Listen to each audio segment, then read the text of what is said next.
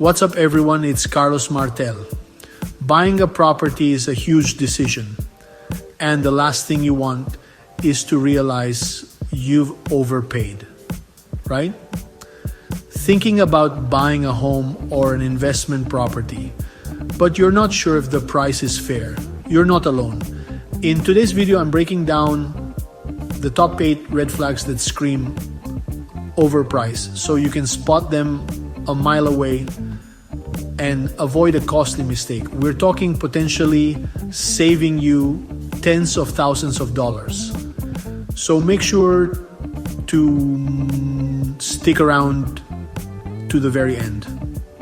Like, subscribe, and hit the bell for more real estate tips. Alright, before you even think about pulling out your checkbook, you have to look at comparable sales, or comps for short. Basically, you want to see what similar homes in the same area have recently sold for.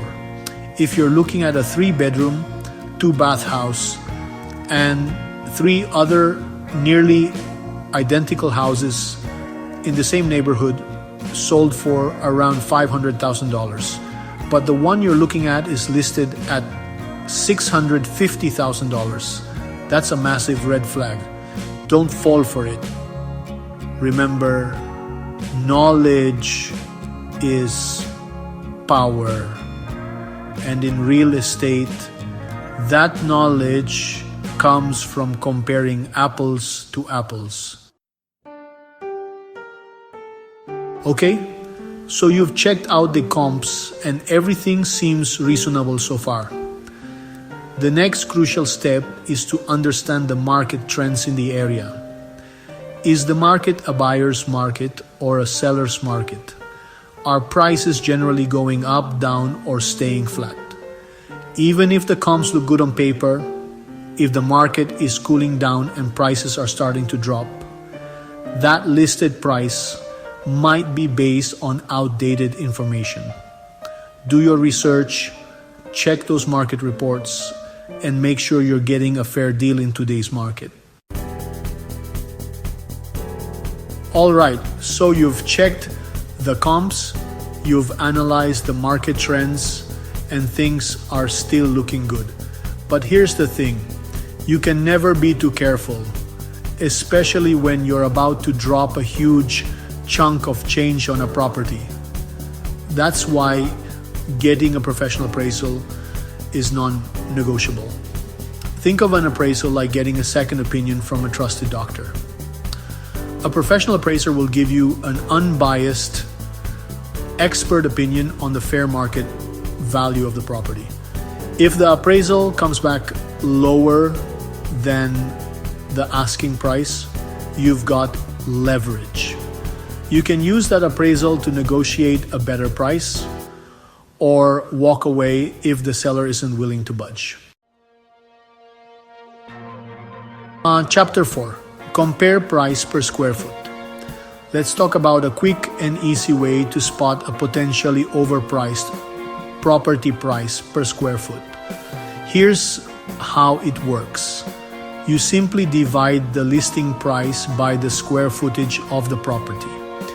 For example, if a house is listed for $500,000 and it's 2,000 square feet, the price per square foot would be $250. Now take that number and compare it to the price per square foot of other similar properties in the area. If it's significantly higher, that's a yellow flag that you need to investigate further. Chapter 5. Evaluate the condition. A fresh coat of paint and some new landscaping can do wonders to make a property look amazing in photos. But don't let those cosmetic upgrades fool you. Always, and I mean always, look beyond the surface and evaluate the actual condition of the property. Hidden problems like outdated plumbing, an old roof, or foundation issues can end up costing you a fortune down the road. Hire a qualified inspector to do a thorough inspection of the property and give you a detailed report. If the inspection reveals any major issues, you can use that as leverage to negotiate a lower price or walk away if necessary. Chapter 6. Check the property's history. This next tip is all about doing your due diligence. Before you even think about making an offer, you need to check the property's history. Find out how much the property last sold for and when. If it sold for significantly less just a year or two ago and hasn't undergone any major renovations, that's a huge red flag. Do your research, ask the right questions, and make sure you're not overpaying for someone else's quick flip. Chapter 7. Beware of emotional pricing. Sometimes sellers get really attached to their properties. That emotional attachment can lead them to overprice their property. They might ignore market data, refuse to negotiate, and generally make it difficult to reach a fair deal. If you encounter a seller who seems stuck on an unrealistic price, it might be best to walk away. Don't get caught up in a bidding war or overpay just because of someone else's sentimental value. Chapter 8. Ask a local real estate expert. One of the smartest things you can do is to ask a local real estate expert for help. Find a seasoned real estate agent who knows the area like the back of their hand. They'll have access to the latest market data. They'll be able to spot red flags that you might miss, and they can guide your negotiation strategy to help you get the best possible price. A good real estate agent is like having a personal guide in the often confusing world of real estate.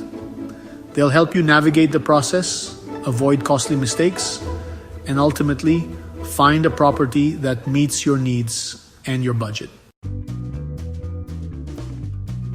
To recap, compare similar sales, analyze the market, get an appraisal, check square footage, and always question emotional pricing. Remember, real estate is about value, not hype. Don't let anyone pressure you into overpaying. Take your time, do your research, and be a savvy buyer. If you found this helpful, give it a thumbs up and comment below. Have you ever walked away from an overpriced property? Let me know in the comments. Don't forget to subscribe for more real estate tips every week. Thanks for watching. And remember, knowledge is your best investment.